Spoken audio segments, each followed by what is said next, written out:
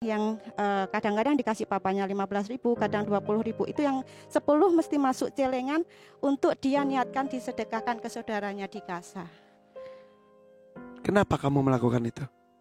Karena kasihan anak-anak Palestina dibom terus. Sedangkan kita di sini hidupnya enak.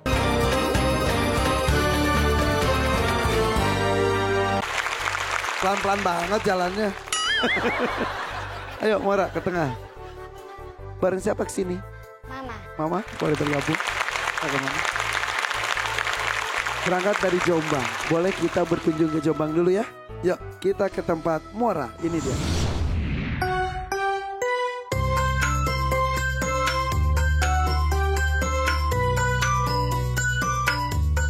Halo, assalamualaikum. Perkenalkan, namaku Iola Marmora Ramadhani Silalahi. Aku biasa dipanggil Mora. Aku adalah penghafal Al-Quran pertama di keluargaku. Dan orang yang membaca Al-Quran sedang ia terbata-bata lagi berat dalam membacanya, maka ia akan mendapatkan 2 pahala.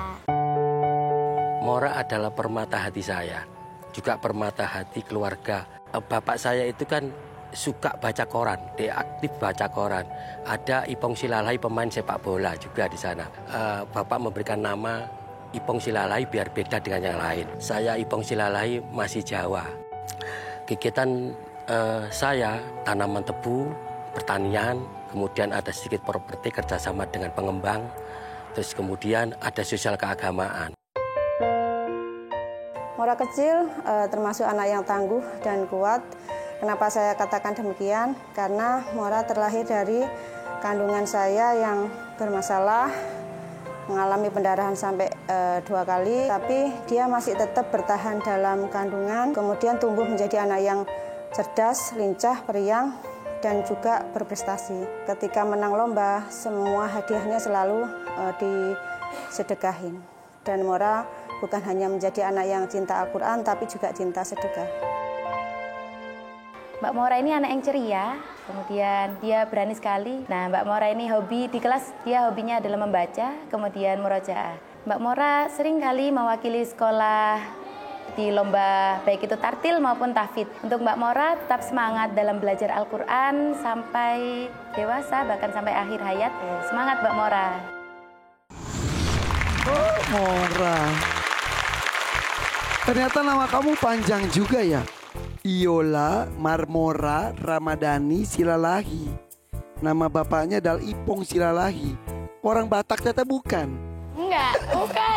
Biasa Silalahi itu kan nama orang Batak ya. Itu tapi dikasih nama Ipong Silalahi katanya emang ngefans sama pemain sepak bola zaman dulu ya. Betul, Kak. Jadi bapak itu orang Jawa asli. Iya. Jombang. Iya.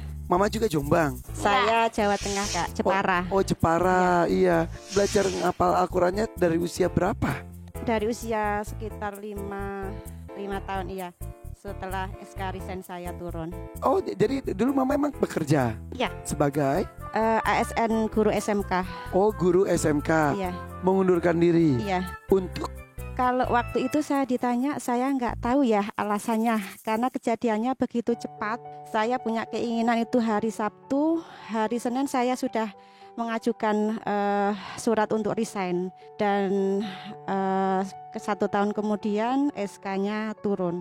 Banyak orang kan punya cita-cita ingin menjadi ASN. Iya. Tesnya juga sulit. Iya. Orang tua atau nenek kakeknya dari Mora juga pasti bangga. Iya. Ketika memutuskan untuk mundur, suami mengizinkan.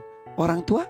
Mungkin baru sekitar 2 tahunan saya berani ngomong sama ibu saya. Setelah 2 tahun. Maksudnya baru 2 tahunan ini. Oh ya? Iya. Sebelumnya nggak tahu kalau sudah keluar? Iya, nggak tahu. Saya belum berani ngomong, nggak berani ngomong. Reaksi mereka bagaimana? Ya awalnya kaget, sedih, tapi saya jelaskan bisa menerima. Dari usia 5 tahun, Iya. 30 juznya di usia berapa, Ma?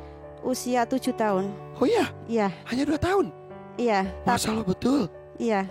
Kan Mora menghafal itu juz 30 itu 1 bulan sebelum COVID, kemudian ada COVID.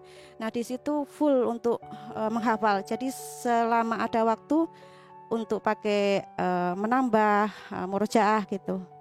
Tapi yang menarik adalah semangat bersedekahnya itu loh, Bi. Ayah. Iya. Katanya apa-apa sedekah, Iya. apa-apa sedekah. Iya. Memang dari dia mulai ikut lomba itu usia 6 tahun Kak.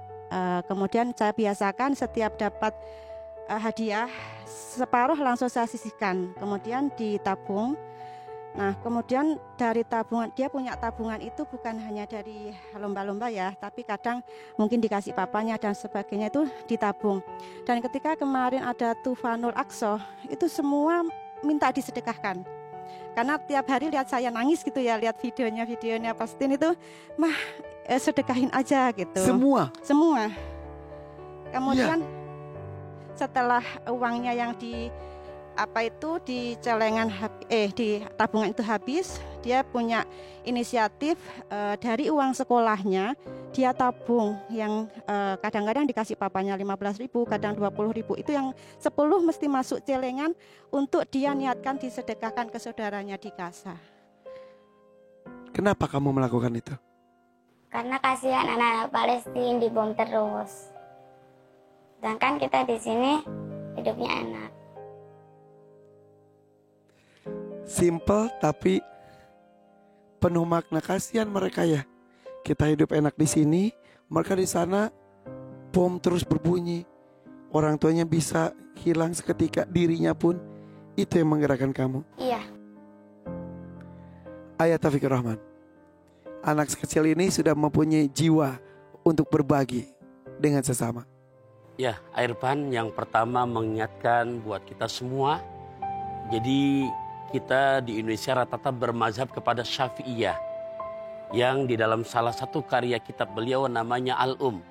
Di situ pada bagian muqaddimah dijelaskan walamma tamma minal umri sab'at sanawat kana qad atammal Qur'anal Karim kullah.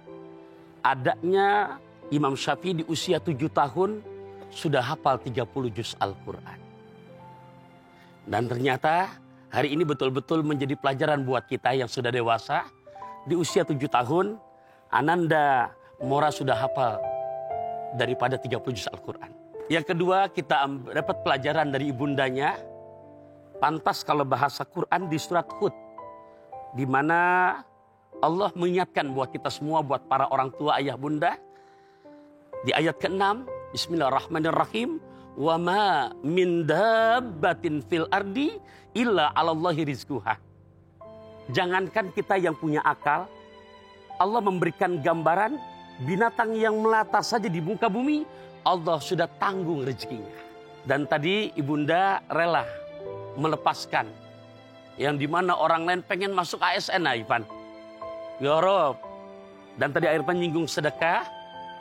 Ini saya melihat jangan ngelihat kepada Ananda Moranya, tapi meminjam bahasa Kanjeng Nabi, ma fil aba fil abna. Apa yang ada di anak, lihat dulu ayah bundanya. Ya, dari tampilan tadi yang kita sama-sama menyaksikan dengan kesederhanaannya, tapi di dalam kesederhanaan itu di situ mengandung pelajaran buat kita, keluarga yang ahli sedekah. Itu Nabi dalam hadis sahihnya, begitu kita keluarkan, nominal nggak disebut loh. Jadi begitu terkumandang adzan subuh, malakani yanzilani, 2 malaikat sudah turun di depan muka rumah, pintu rumah kita. Begitu kita sedekah, doanya yang pertama, Allahumma a'ti munfikon khalafah. Ya Allah, berikan kepada yang gemar berinfak ini ganti rugi yang berlimpah ruah. Dan ingat, rezeki nggak hanya berupa materi. Walaupun materi atau fulus bagian dari rezeki. Ini sebagai finalnya Irfan.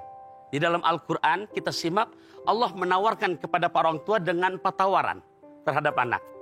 1, At-Taghabun ayat ke-14. Anak kamu bisa menjadi musuh buat kamu. 2, At-Taghabun ayat ke-15. Anak-anak kamu bisa menjadi fitnah.